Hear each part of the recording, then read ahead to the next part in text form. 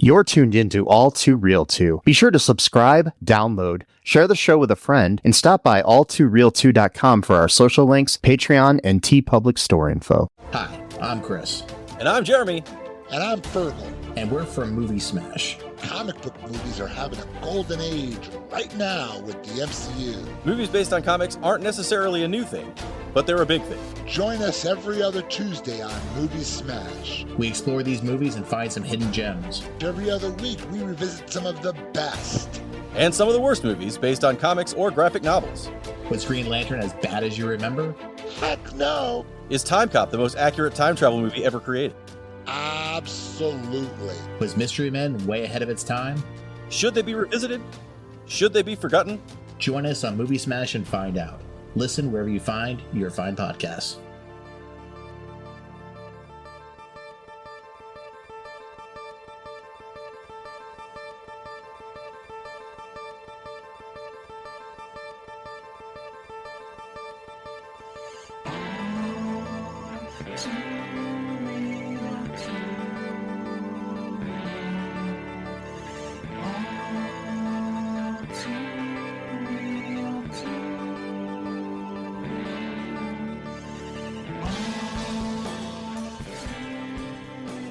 Okay, everybody, welcome to the latest episode of All Too Real 2.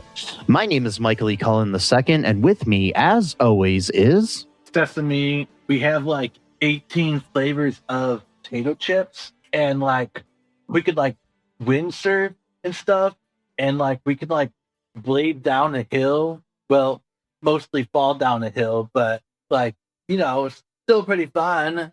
And like, I talk like this now for some reason because it's the year 2000, and apparently everyone from California who's a teenager talks like this and has bleached blonde hair with frosted tips and like sour cream onion potato chip flavor and Carta. So, You know, my name is Cutter, by the way. Cutter and Carta. Cutter and Carta. Yeah, there we go. Yes. Here's an actual quote from the movie. All right, do it. Windsurfing is cool, like, you know, because there's wind, right? And then also you're surfing, so you're like windsurfing. And then leans forward cutely. I never thought of it like that. Oh boy. So today, folks, in this wonderful world we live in, we ventured back in time 26 years to the year 2000. Yeah. In the year 2000. To watch a DCOM, as they call them, the Disney Channel original movie. Yeah, I like that. DCOM. This one was entitled Stepsister from Planet Weird. Yeah, bro. Yes. Yeah, bro, ham. The Internet Movie Database short synopsis here is: a teenager's life is disrupted when her mother falls in love with an alien. I mean, that's the very short synopsis, but yes, that's technically true. Yeah, that's pretty much it. So, this film was directed by Steve Boyum, who, as far as directing goes, has directed 36 different things. He's directed episodes of Law and Order SVU, Gen V, the Boys spinoff. Directed episodes of The Boys. It's kind of a weird resume. Yeah, Lethal Weapon TV show, Supernatural the TV show, Rush Hour the TV show, Revolution, Hawaii Five-0, Castle, Human Target, NCIS Los Angeles, The Cleaner, Numbers, Criminal Minds, Jericho, Bionic Woman, Cold Case. He also has directed a movie that I want to cover very shortly. Oh yeah, Time Cop: The Berlin Decision. Oh god, it's a crazy resume though. Like, I mean, Yeah, it is. he's like been on like every show basically. I used to watch The Cleaner. That was only on for one season, I think. Yeah, Back in like 2008, something like that. he's also directed a movie we've covered before, Slapshot 2: Breaking the Ice. Mm-hmm. He directed Motocrossed, Mom's Got a Date with a Vampire, Johnny Tsunami, and Meet the Deedles. Oh, wow. That was his first movie. So this guy's career goes from Meet the Deedles to Law and Order SVU. It's just kind of weird. Yeah, I mean, it's a weird hybrid of things. Yeah, I mean, it is what it is, but it's very, yeah. This was written by Francis Lance and Chris Matheson. Francis Lance wrote this and Confessions of a Marriage Junkie. Okay. Yeah. Chris Matheson is known for... Oh, yeah, that's where that name sounds familiar. He's the guy behind Bill and Ted's Excellent Adventure. Okay. And a Goofy movie. And then Bill and Ted's Bogus Journey and Bill and Ted Face the Music. Also, Mr. Wrong, starring Ellen DeGeneres.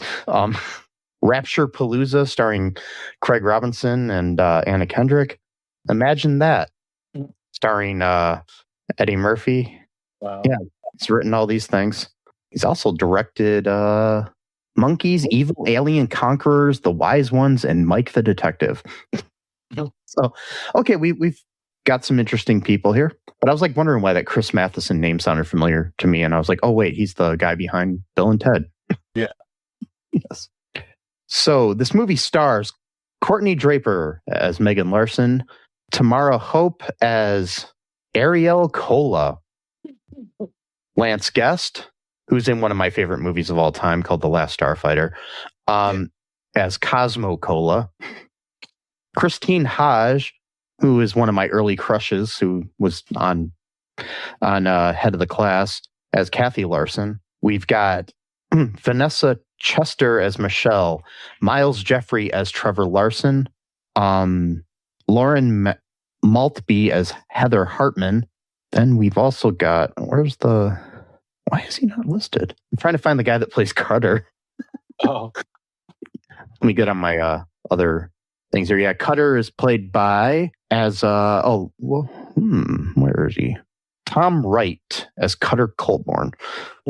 He's now a really, I guess, accomplished actor in Australia. He's Australian. And he's also a director and producer and stuff now too. And Tamara Hope, who plays Ariel, she her real name is Tamara Lindman, and she's a Canadian musician. She's in the band. She's currently in this band called The Weather Station. I've listened to some of their music. It's actually pretty decent. I'm on her Wikipedia page right now. Yeah. Yeah. That's pretty cool. So, all right. Initial thoughts on this movie here, Sesame. So you're going to be surprised about this one, right? Sure. Get ready for the surprise. I absolutely, unironically love this movie. Every single bit of it. Not as a joke, not as sarcasm. Actual real love for this movie. I've watched it 3 times since Friday. No notes. Not as in no notes that I didn't take any notes. I mean no notes as in nothing could be improved at all in this movie. Every single thing about this movie is absolute perfection. Not a joke, not sarcasm, real, sincere opinion. Okay. That's a way to look at the movie. I will say I actually enjoyed it too, but maybe not as much as you, not as enthusiastically as you. It's not really something I'd watch again, probably, but it was fun. I don't know if I watched this when it first came on, and I have these weird latent subconscious memories of it. Yeah. I do remember something with the windsurfing.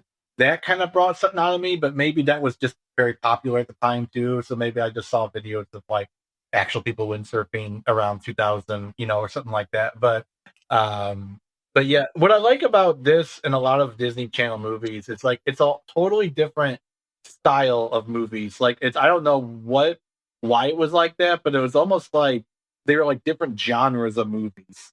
It's hard to explain, but you're not going to see Disney film.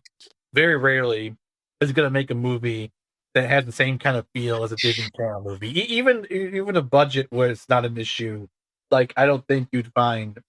I don't know, something about Disney Channel movies. Just like it's like you don't have to take it so seriously. Like you don't really have to like read in to things a lot. You can just sort of like sit down and like enjoy it. Like there's not like a pressure, especially nowadays where it seems like people are almost like pressured to enjoy a film now. Like it's almost like every movie has to have like this deep philosophical meaning behind it, even if it's like a kid movie.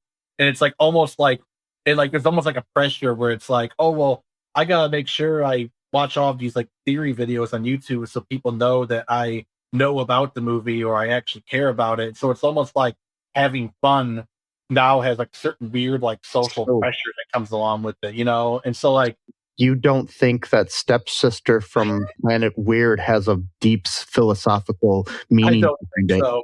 Other than you should treat people well who come from a different place and are going through like a rough experience in life, and don't be prejudiced, I guess is I think the whole movie is just a metaphor for the immigration system. Yeah, that's the deep. That's like the hidden layer. Yes. Yes. So I'm thinking of changing my name. Okay. I'm gonna call myself Universal Pepsi. All right. Instead of like Cosmo Cola, I'm gonna be Universal Pepsi. Or Universal Pep, because that's like a more generic for Pepsi. Yeah. Because that was that's what they named Pepsi after, was like pep, like a like pep and step, type of thing. Yeah, like poppin' or so Universal Pep versus Cosmo. Yeah, I'm gonna go with Universal Pepsi. I don't care if I get sued. I'm gonna change my name to Do it. We'll see what happens. Yeah. I'll talk to you in jail when you have like a $250 million lawsuit against you. Oh, sorry, no, that was Cash Patel. I'm getting my back. I just saw that. I saw the thing you posted right now. Like, what are you in here for? I killed my wife. I changed my name to Universal Pepsi. Yep. Yeah, man. Well, I mean, Pepsi had to change the name of their lemon lime soda because there was a influencer who went by Sierra Mist that tried to sue her at one point, but she spelled it differently and everything. But they ended up changing the name of their soda partially because of the connection to the influencer or something. I don't know. That's why they call it what do they call it now? It's Starry. Is that why they did it? Oh my god! I mean, there's probably other reasons, but they can never settle on a name for their lemon lime soda. Pepsi can. I mean, I remember when I grew up. It was Slice. Yeah, I remember that. Yeah, and then I used to like that. That was a good name. They should have kept that. Yeah, they should. It wasn't tasting different too. Yeah, I mean, they changed the formula. Yeah, because I mean, Starry's not the same formula as Sierra Mist, but. Oh, I know it tastes. It's a different. I don't like it much. Totally. I remember they had Orange Slice. That was really good too. Slice is back, but now it's it's like a healthy soda. Like somebody else owns it. It's not Pepsi. But yeah, we'll go on this little side quest here. Yeah. It's very 2000s. Yeah, Slice is now. You can get it now. It's in 2025, Slice was relaunched by Suja Life with a new formula including prebiotic, probiotic, and postbiotic ingredients. Okay. So now it's a healthy soda. All right. Yeah. All right. Yeah. They have orange slice, lemon lime, cherry slice, berry slice, cola slice, ginger ale slice, grapefruit slice, and strawberry slice. Wow. And they also have in 2026, they started carrying at Target only. You can get Pacific Pop, root beer, cherry cola, grape. Oh, I already said grape before. Oh, and Shirley Temple. Yeah. Speaking of root beer. Yes. Speaking of soda and root beer, somehow aliens in this movie subsist on root beer. Mm-hmm. Why didn't he name himself Cosmo Root Beer instead of Cosmo Cola then? I see. I didn't really get that one either. I don't know if that was just something that they thought of like on the fly. They're like, shit. They're like, I guess that's like their version of water, kind of, or something. Or I don't really quite understand, or if that was just more of like a pastime because it made them feel good or something. Or I think it's how they. She said at one point, I think that's what they like survive on. Okay, so they pretty much have to. Yeah, something like that. So CO2. Maybe you get more CO2 in root beer than any other soda. I don't know. I think I'm thinking too deep into it already. No, I think we should delve into this for another. We should delve into how much. Wait, I'm gonna look at it right now. Does root beer? We'll delve into this for 4 more hours. We'll just state that it says that, and then we'll go to Jamie and find out if it's true or not, because he'll check it out for us like he does on Joe Rogan. Yeah. Just we'll say stuff and go, Jamie, can you look that up? It's like, no. Oh no! According to AI, it doesn't. But who knows with AI anymore? So yeah, everyone needs their own Jamie, don't they? Everyone needs their own Jamie / fact checker. Cora, why does root beer fizz last so much longer than the average? This is from Cora. This is from February. Root beer's fizz lasting longer than cola is a consequence of 3 interacting factors: bubble, nucleation behavior. Oh, we got bubbles early. Interesting. Liquid composition. They had a song called "A Liquid and Solid" earlier. Surface active agents and viscosity, and dissolved gas. They're gaseous.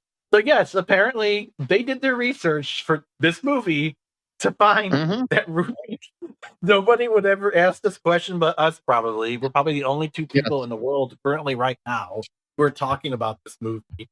Yes, and but this very question about. So apparently, Francis Lance and Chris Matheson did their research. I think he did. The AI disagrees, but I don't care what AI says. Fuck you, AI overview. AI overview gets so much shit wrong all the time. I don't trust this music. So everything is true. AI is the best thing ever. Yeah.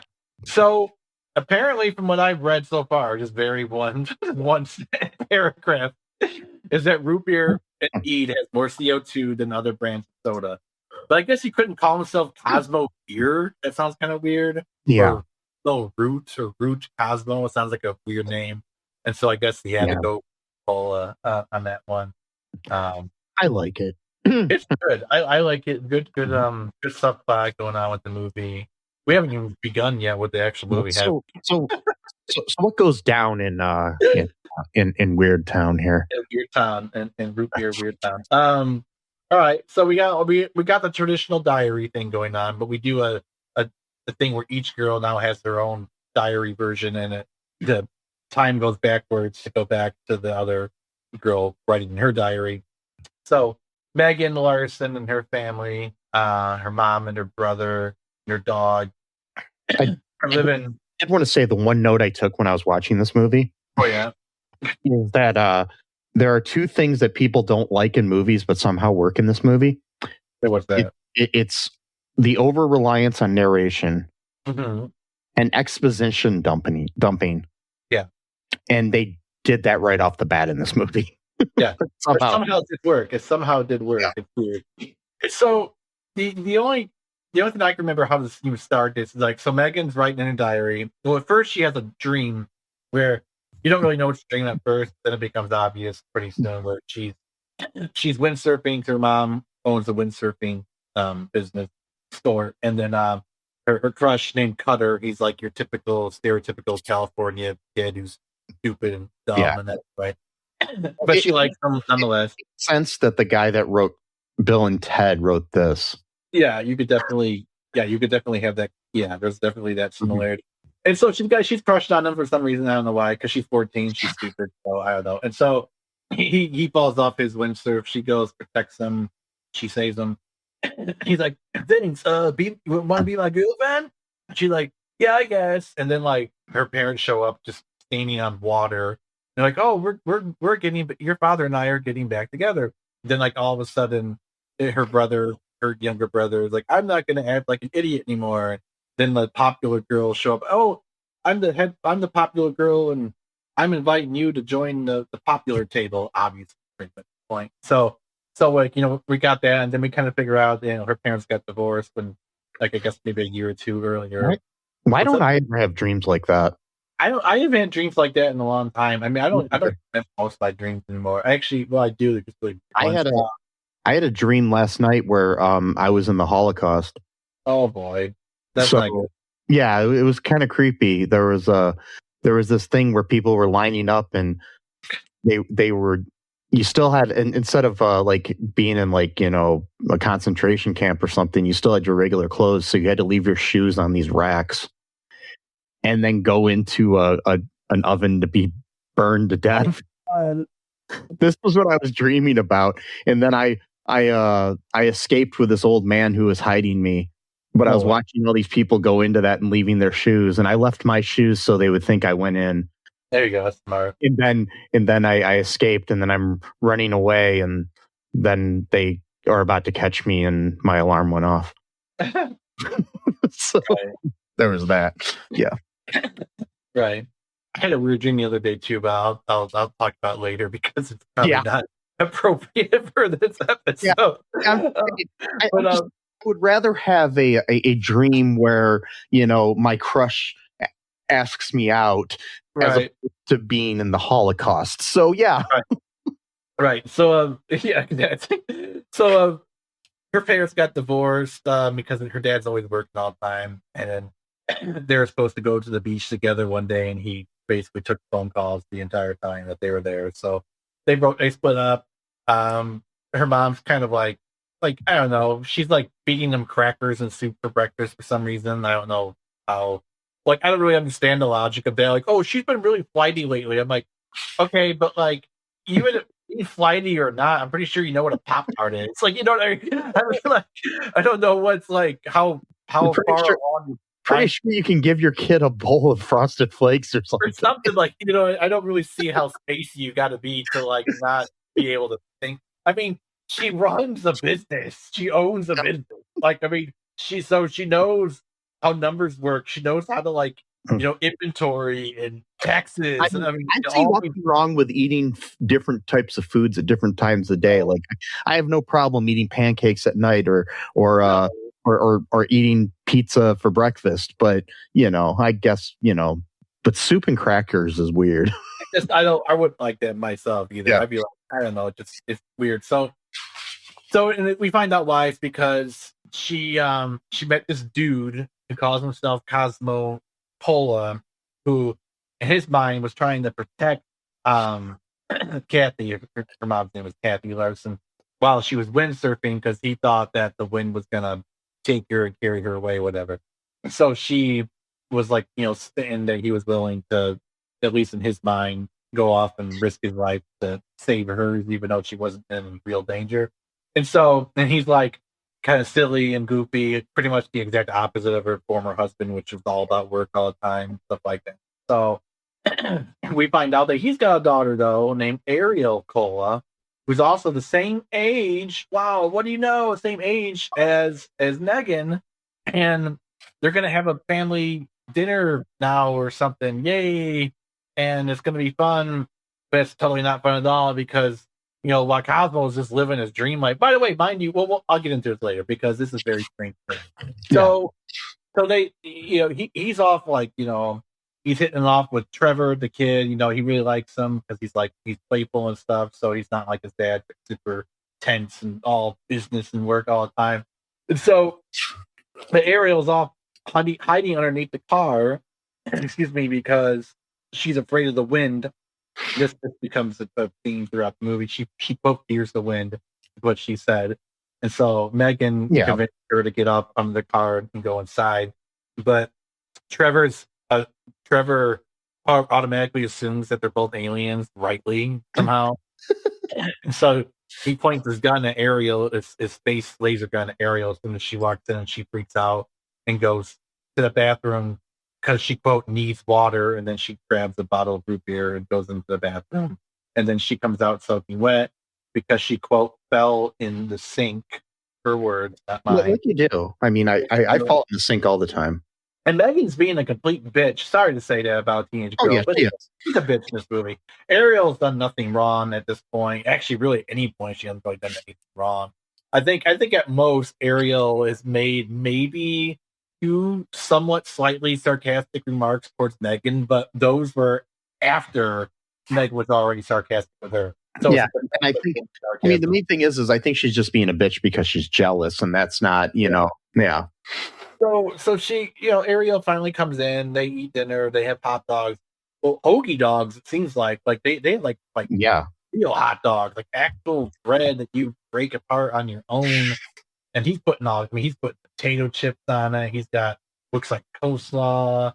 He's got looks like some pickles, a little bit of lettuce. I mean, he's really he's making like a really cool, cool hot dog. He's really living the dream life, whatever. That's what I want to get back into for a second.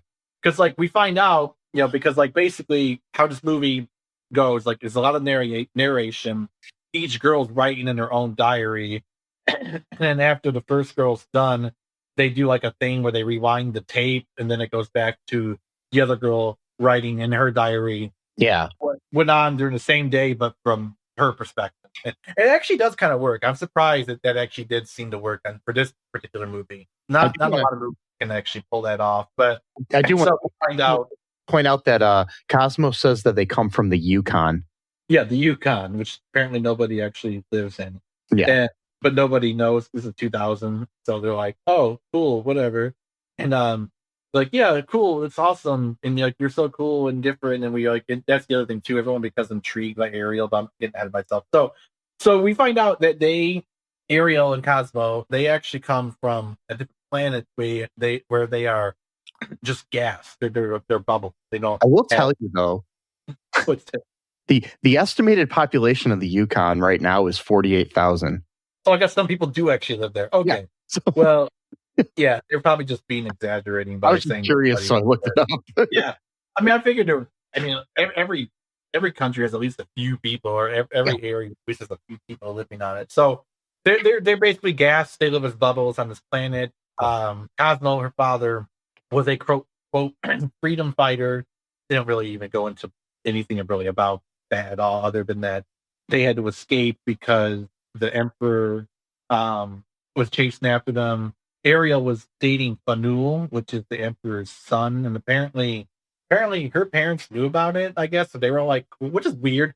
Her parents, I mean, I'm not saying it's it's kind of, I mean, for me personally, if I was a freedom fighter, I wouldn't want my daughter or my son, not because I actually have any personal hatred towards the child, but just the situation does not really allow for that kind of relationship. I mean, by nature, it does not work. It's kind of a Romeo and Juliet sort of situation. Yeah. It's funny, right after I watched that, I watched an episode of Castle because I've been binge watching that show. And which the writer of this wrote a couple episodes. Yeah. But, in that episode there were two characters who were dating each other who were both from different mob families, so it was kind of a Romeo and Juliet sort of thing, and I was like, what's this going on, this kind of theme and everything I'm watching. Yeah, right. Yeah, that's pretty cool. Yeah, I like Castle a lot too. That's a really good show. And so when they're escaping, the mother, she ends up getting hit, and then she dies.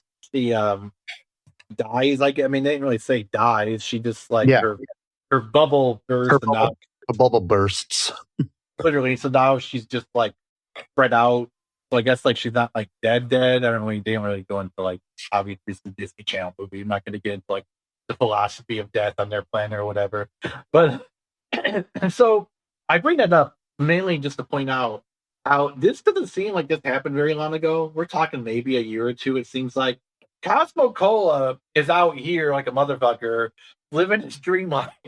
He doesn't have a care in the world that his wife was disintegrated on a different planet. Whereas, with the Ariel is depressed. I mean, she talks like she's in a Shakespeare play. I mean, she's truly grieving things, and he's acting like they got divorced and not she died. It's and then he meets this new woman that he's completely smitten by, and he's like, I'm totally happy, Will. It's awesome. You should just love Earth, bro. And there's so many cool things you can do on Earth. It's like, yeah, and just so like it just like occasionally out of the blue or whatever, he happens to find all these diamonds that I don't know, they didn't even really explain how he has access. It's somehow Diamonds for a living. they came with them somehow from Okay, I got you. They came from Planet Circlon. Yeah. So they're basically rich because he's fucking selling diamonds from his computer in 2000, which I guess technically you could run a business computer back then, but it would be kind of hard now. But I guess it could have been done. And so I guess they got no money worries whatsoever. So I guess that's nice. But like, yeah, he's totally just like having fun. He's having a time of his life. He's drinking all the root beer he can have. He's eating hot dogs with potato chips, coleslaw, pickles. He's making breakfast with root beer and cornflakes. It looks like somehow for some reason, and he looks like he's completely soaking wet. So I'm not sure if he just came back from the ocean and then was eating breakfast, or he just came out of the shower and didn't bother drying off. But he's like eating a root beer cornflake type of breakfast. I don't know, whatever. He's having a time of his life. She's not. She's like the more mature one in the family relationship, it seems like. What's also weird too, the more I think about it, because if he was like a freedom fighter, why is he acting so silly? Like usually a freedom fighter is like a really serious kind of person. You know what I mean? Like they're like, it's not like, yeah, I'm pretty sure they got some humor, but like usually a freedom fighter is not acting like Pee Wee Herman. Like, you know what I mean? Like it's maybe there are a few out. I don't know, but like normally when I'm thinking of like, I'm thinking of like, like some people in the Middle East, fighting against like the Soviet Union. I'm not thinking of Osama bin Laden like doing like, a frog dance or something like that, like while he's shooting it. So I don't know. Maybe not. Maybe he was. I don't know. But this guy apparently Osama bin Laden's like family had like computers full of like American television and all these other things. So you never know. Well, his family was rich, and but yeah, he wanted to be in their bunker. They had. Oh, I thought you meant like his family, like his parents. No. Like they had like all these computers full of like hard drives with like Simpsons episodes. Oh, and, right, yeah, different things like that. So yeah, maybe all freedom fighters. Well, I mean, at one point he was, not later, but at one point he was. But and so like he's just going nuts. He's having time of his life. Ariel's miserable. She wants to go back home. He's like, can't do that because we do. The Emperor's gonna like eternally freeze me. So I guess they got like a Superman thing with like the eternal, what was it called? The Phantom Zone type shit or whatever. Similar thing to that. And he's like, it's great. I met this woman. Let's go have dinner. Boom, boom, boom, boom.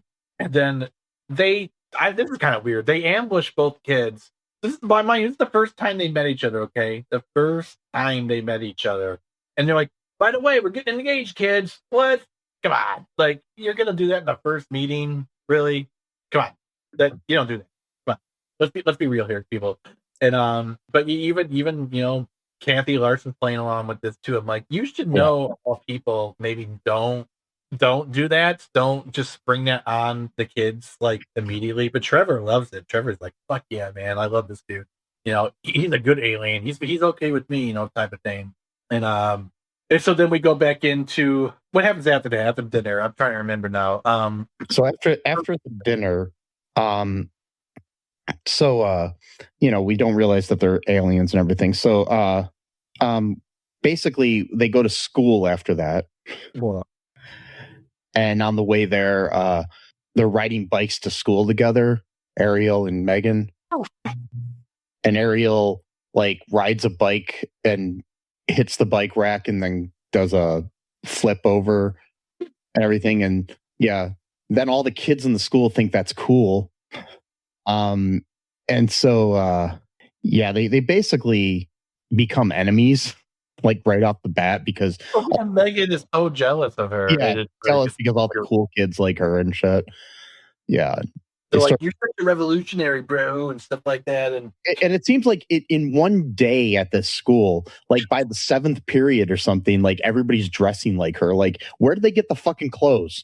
So I imagine that they left like for lunch period. They went home really quick to just put on some new clothes. I guess I don't know. I didn't understand. That's the only way that could work. So, I mean, it would make more sense if like the next day, like I know.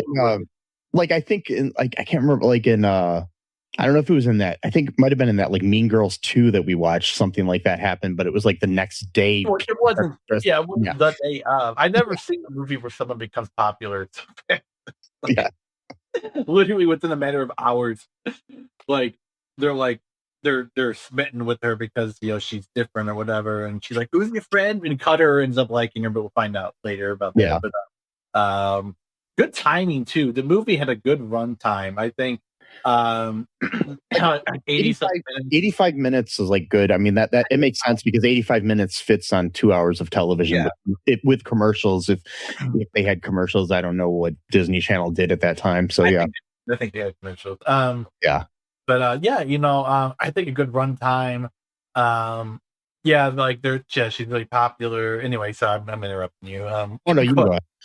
I'm trying to remember. I watched it 3 times, but I didn't take any notes. I don't like taking notes anymore because it's like it kind of ruins the experience for me a little. I guess I could watch the movie once and then watch it again and take notes. Maybe I'll start doing that from now on. But or have ChatGPT do it. No, I'm kidding. I don't do that shit. I only use ChatGPT to like make it hallucinate essentially, and I'm an idiot that way. So I'm like, I want it to confuse itself because I hate AI. Yeah. So I'm like, I'm going to use AI in order to make AI hallucinate itself into non-existence, maybe. Like I just have it like kill it. I shouldn't say that. Sorry. But anyway, so she wearing a football helmet too when she was riding the bike. I could really she had training wheels and a football helmet on while she was riding her bike. How she found that? Maybe her dad had it in their house or something. I don't know. Yeah. Maybe he picked up when he was, vagabond. I rode bikes when I was a kid. I had a football helmet on and training wheels. That was just how all the cool. And you wear like rainbow colored knee high socks with shorts over them and I used to wear layers. Layers exactly to protect her essence. That's what she said. I'm trying to protect my essence. You're like, oh wow, she's such a poet. She talks all like she talks like this. Not on purpose, like that's just how she talks. But everyone thinks she's like so deep or whatever, and it's just like no, that's just how she speaks, like literally. And whereas her dad's like acting like a complete moron, and it's like how Americans think British people are all smart because of their accent, right? But that's only one part of Britain that we ever hear that back from. Yeah, like other parts of Britain, like Britain, England has like their own version of like what we call dicks, basically. And their accent is you have like Cockney. Like Cockney accents and stuff like that. Like, yeah, we are. And so their accents are looked down upon, just like how Southern accents usually are in this country, unfortunately, which is kind of prejudice. It was really weird when I was in a British play at the Toledo Rep when I was acting, called Funny Money, and I played a cab driver who had a Cockney accent, but everybody else in the play had a proper British accent. Okay.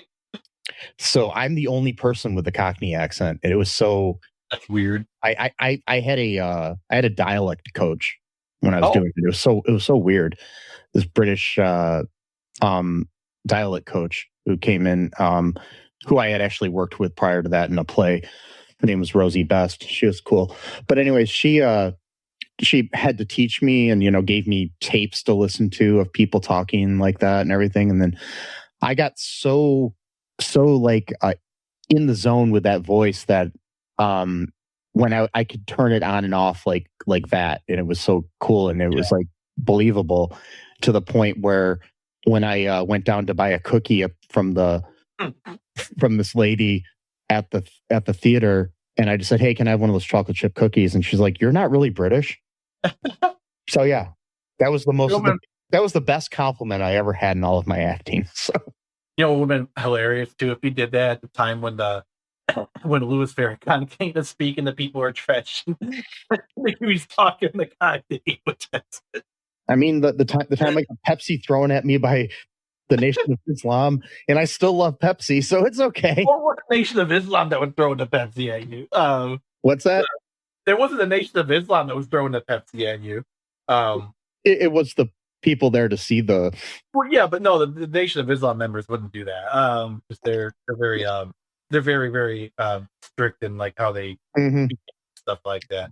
But what I'm saying though is like if you be like talking like they're like, hey, I can't do the accent, but it's like, Yeah, we are. hey, bro, quit throwing Pepsi at me. I don't know, I can't do it. But, Yeah, the only thing I can remember how to say is my first line from that play. oh, It was yeah, we are. there we are. Cheerio. Yeah, we are. Yeah. I can't do it. Maybe if I did have a teacher, maybe I could Yeah. do it. I don't know. I'm trying to learn so many different languages that I think that I've created like my own accent that like makes no sense in any language I'm learning now, because it's like I'm trying to learn Arabic, Turkish, now Welsh randomly for some reason. I don't know why. Am I going to Wales? Apparently, who knows? But it seemed kind of cool. Well, Spanish. if people start going to our Patreon and donating money to our show, and maybe we can send Sesame to Wales. Oh yeah, that would be cool. Mm-hmm. I mean, yeah. I mean, I don't really know what there's to do there, but yeah, I mean, that's kind of cool. I want to go to Ireland. So if we're sending anybody anywhere, can we send me to Ireland? Ireland's nice. I go to Ireland or Wales. Wales seems like it'd be a nice place to go. Maybe kind of cold, but Yeah. not like frozen. I just want to go to Ireland because I'm Irish. So yeah. Or go to Yukon, like where these people apparently live. I'm going to move to Yukon, and and by that I mean the University of Connecticut. And, move to the university. Just gonna live on campus or like the student union or something. Oh. Apparently, you could get away with that if you're really smart. Remember that guy Michael Muhammad Knight that I used to read all the time? Yeah, he was doing his Sorry, guys, another weird tangent. And he was doing this thing where he was just traveling around the country like on a Greyhound bus. Mm-hmm. Like he wasn't sleeping. Like he didn't get like hotel rooms for the most part. Like he would stay at like friends' houses or like a dorm room or something like that. But when he couldn't find anyone to do that, he would just try sometimes sneak into like the student union area, like when the janitors were working and stuff like that, and like go and just like sleep on the couch somewhere until like someone woke him up or whatever. Like, I don't think you're supposed to be here. Oh yeah, I'm sorry, I was just taking a nap. I forgot, whatever. So you can do that. You can just like time whenever people are working at night and just like slip in and like hide in like you'd have to like kind of memorize the schedules though, like what parts of the college they go through at night. So you have to like kind of like, an hour and a half. I gotta go wake up and move myself to this, corner of the building. Then, which means you're gonna have to like polyphasic sleep though, like sleep 4 different time, periods. I think I'll just stay in my apartment. I guess you can do that too. You said you wanted to move to Yukon, not me. So yeah, I want to move to wherever this windsurfing town is. That dude, I want to go. I mean, I was like having like nostalgia for shit that I didn't even experience in my life. Like I didn't get to like. I've always wanted to live in California. Like that, California has always been like my like fantasy state, but like it's like my version of what I would think California is. Like not what it actually is. Like my mental version. Do you want to guess where they filmed this movie? Probably in Canada somewhere. Nope, Queensland, Australia. Okay. Yeah. Oh, that makes sense. The one of the actors Australian. Yeah, actually, several of the actors in the movie are okay. Australian. So yeah. I mean that makes sense, because you got the coast and stuff like that. Most people actually live on the coast of Australia. Like it's one of those countries where like the actual mass of the land is not even like habitable by most people at all. It's like just wild. They did do a good job of making it seem like it was America because saw some American flags and stuff and scenes. So it's so basically, just to skip ahead a little bit. I don't want to mean to like belabor the like go through every little detail, even though I would want to. Like I probably could like in another video or just like watch the movie like 7 more times and just like go through speed run everything that happens. Basically, what happens is a dissertation on this film. I should actually write like a PhD style dissertation on Stepsister from Planet Weird. By the way, around 34 minutes and like 45 second mark, Megan throws the titular line in the movie by saying from Planet Weird. So that's we get the titular line at minute 34 and I think 45 seconds. Not sure the exact amount of seconds, but I know it's minute 34 somewhere. Well, that's cool. And they're at her and their obligatory black best friend that you got to have in these movies. Who's the side? Well, I'm just saying that's how it is. Well, like you have the one black friend who's the side character, of course. Vanessa Lee Chester went on to be in the Lost World Jurassic Park a couple years, or no, she did that before this movie actually. Okay. So so she was actually yeah, I remember that movie. She played Jeff Goldblum's daughter in that. Wait, was she the one that did the gymnastic thing and kicked the raptor in the face? She might have been. That's that was I've seen it. Yeah, she literally did like a gymnastic, like a whole thing, and just like kicked the raptor in the face. Yeah, he was charging at her.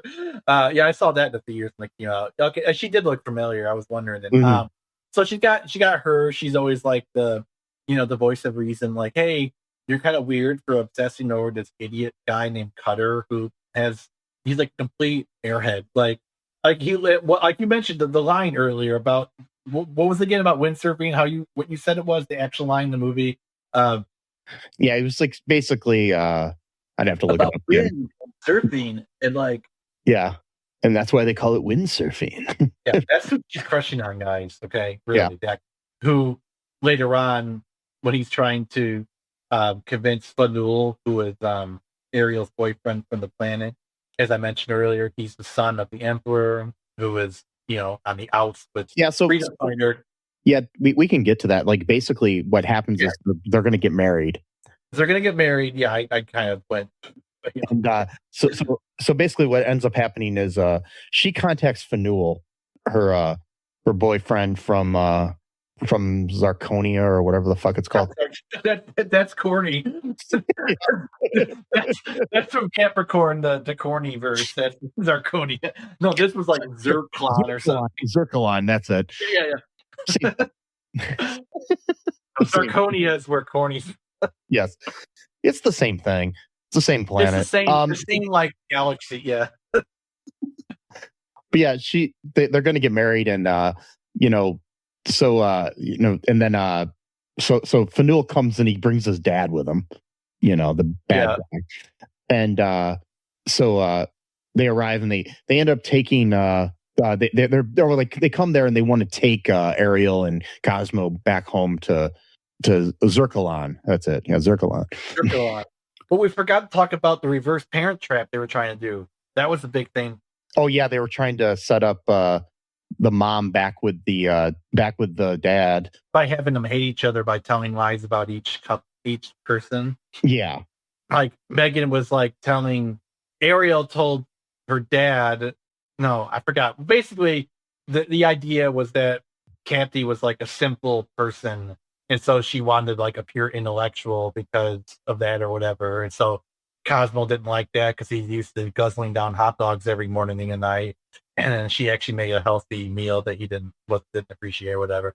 And then they told Cosmo to act like a manly, masculine man because that's what Kathy really wants. So then he embarrasses himself at a pizza parlor by demanding a raw steak to the waiter, and who tells him not to look at his woman, who he wasn't looking at, and then settles for a quote manliest pizza that they have, and to make sure to put jelly beans on top of it. Because that's what a manly pizza is jelly beans on top of it. Yes, I mean, if you ask any alpha male, I'm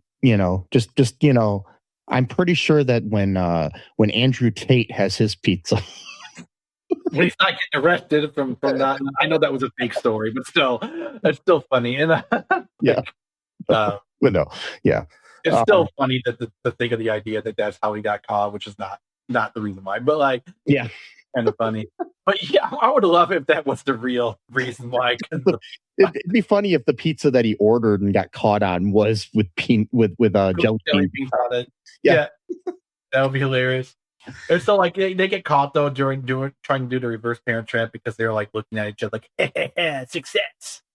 And Trevor, a little shit's the one that exposed them for their plan.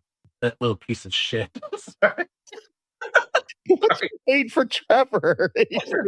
No. Because he got him in trouble. That's why. Ironically, too, they were becoming friends as they were trying to break up their parents from each other. That's actually what caused them to become friends. That's a very typical thing when you're seeing these kind of movies as well. But yeah, sorry, I'd skip over that. But yeah, go back now about the Fanul and the whole ending. Savad or whatever his name is, the what is he, the president or the emperor, yeah, of their planet or whatever, the Donald Trump of their planet, and and Fanul is Don Jr. and he's kind of nice though, so yeah, he's the uncorrupted Don Jr. But they come to take Ariel and Cosmo back home, and but then they convince Fanul by talking about potato chips and shit to turn on his dad. Yeah, that's like his big selling point. We got like 18 different flavors of potato chips, and like we got windsurfing, and like laid down the hill, bro. That would do it to me, man.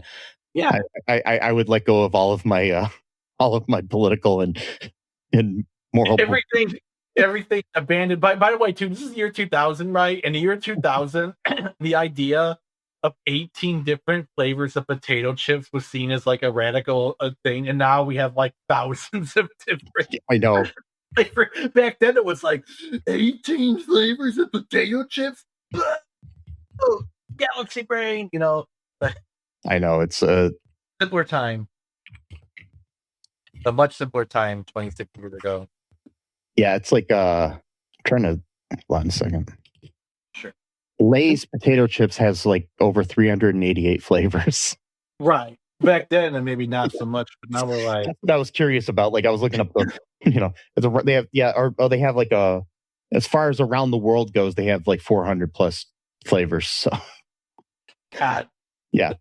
So yeah, we've in the world that we live in right now, we might not have world peace and we might not have flying cars or anything, but we've got like 400 different flavors of potato chips. Yeah. I mean, gas might be like $1 million a gallon, but you can get 400 different flavors of potato chips. Yeah, the world's great, man.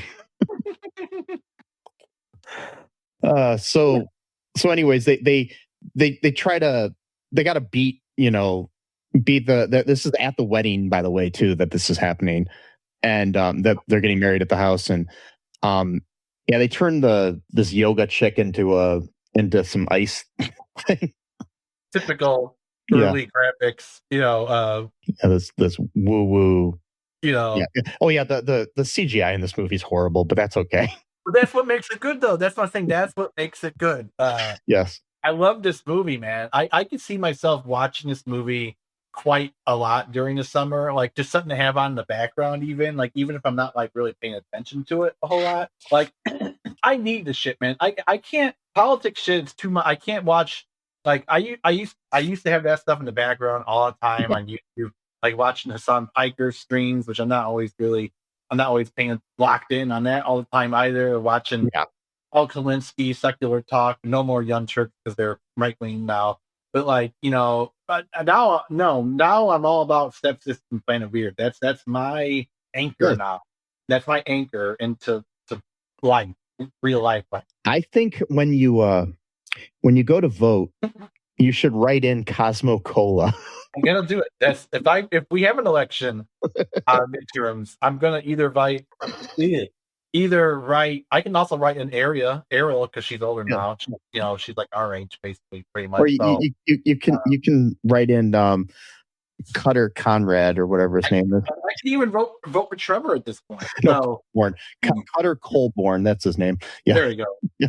Or I can just write in 18 flavors of potato chip with my vote.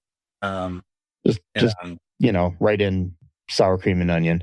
And I guess I will say, though, there is one little gripe for the movie. You got to have one, I guess. No movie's really perfect, but I say 99% perfection.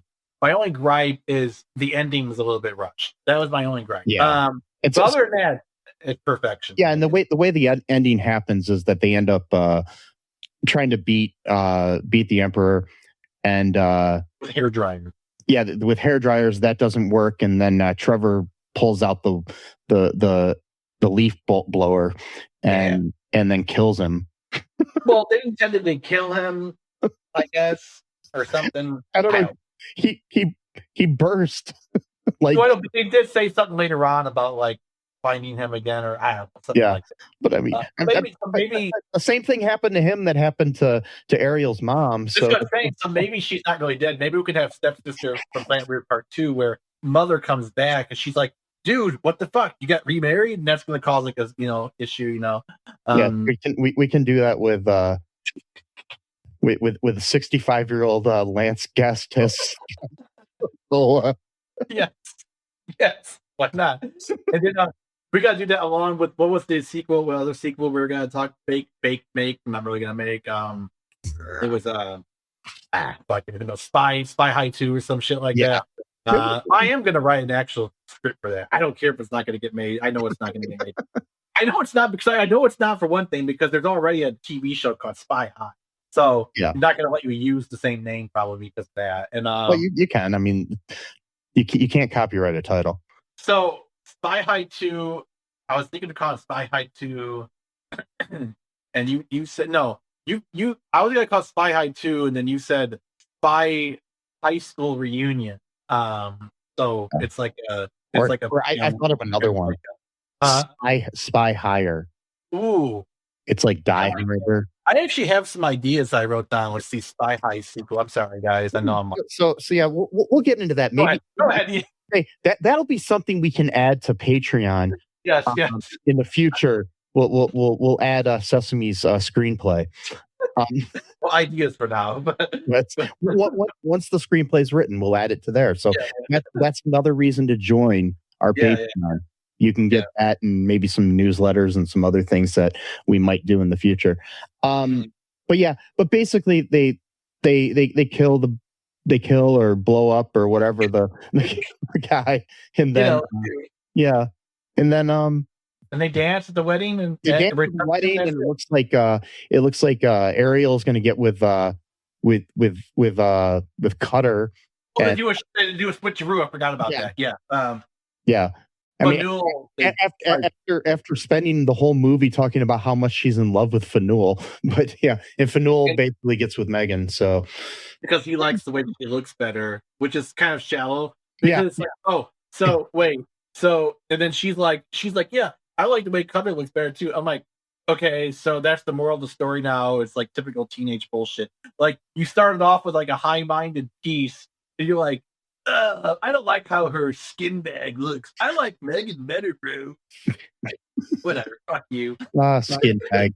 Skin bag, Yes. My question for that, though, is, do they explain how they acquired a physical body? Is it a thing they just possess someone that already exists, or they just look like that? Or do they turn into what they want to look like? I don't know. And we'll get that for sequel. Look at that for like the director's cuts. You actually have to go to a store and buy some skin bags. And look at the director's cut version where they go and explain how they acquired their bodies. Yes. If anybody listening knows how they did this, let us know. Yeah, if you have any of your ideas, leave them below in the comments. If you're listening on YouTube or you want to, just comment on the episode, like on Spotify or wherever you can do that. Just let us know what you think. Because I'd really like to know how that happened, because it's going to keep me up at night. Yeah, I mean, that and my anxieties and fears of the world. Yeah, floating and Okay. Anyway, so and worry about the fact that I have to have my gallbladder removed, maybe, and different things like that. Yeah, going on. Hey, anyway, yes. Anyways, folks. You got anything else to say here, Sesame, about this movie? No, not good. Just watch this movie if you're into like really cool shit. This is right up there with Citizen Kane. Mm-hmm. It's the greatest alien movie since Alien. Mm-hmm. It's right up there with Star Wars, and yep. Mm-hmm. Yep. Yes, I'd like to see this movie remade. Mm-hmm. Yeah. with new technology. Yes. Anyways, folks, be sure to go to our Patreon, as I mentioned before. You can go to all2real2.com. There's a link to that. There's also a link to our TeePublic where you can get t-shirts and other merchandise. Maybe we'll have a t-shirt related to this movie. Who knows? I would think of something maybe. Oh, definitely. We got quotes on them. Yeah. Give us a 5-star review wherever you can. Give us a thumbs up wherever you can. Share the show with your friends. Just do all the good stuff. Yeah. Just remember, be different, be yourself. Mm-hmm. That's something you can actually take away from this movie as well. Free Palestine. Yeah. Fuck ICE. Mm-hmm. Free Lebanon. Mm-hmm. Trans lives are human lives. Mm-hmm. All the good stuff. Mm-hmm. No human is illegal. True. Even if you're from Yukon. Doubly true. Yes. Remember that I love you. I do. Try every kind of potato chip flavor you can. Every kind. Try them all. Because we live in this world where you can do that. Except for the ones that are like yogurt, because those are like weird. That's the line from Cutter. Yes. Forgot about that. Sesame loves you. Right, Sesame? Mm-hmm. Yeah, dude. And until next time. Bye-bye. Thanks for listening to All Too Real 2 podcast, a Cullen Park production. Produced and edited by Michael E. Cullen II. Music by Matthew Haase. Subscribe and share the show. Visit us at cullenpark.com.